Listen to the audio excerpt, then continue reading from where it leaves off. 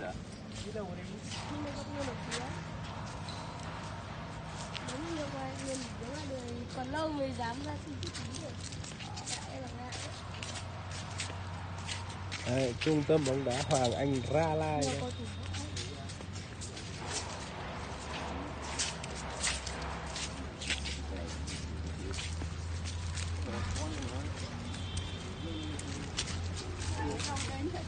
Thầy ở ngoài Hà Nội.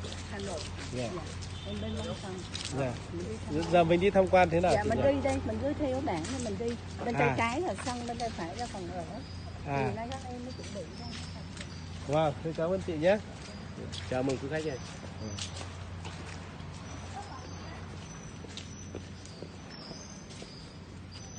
Con đi ăn cướp thầy ạ. Hả?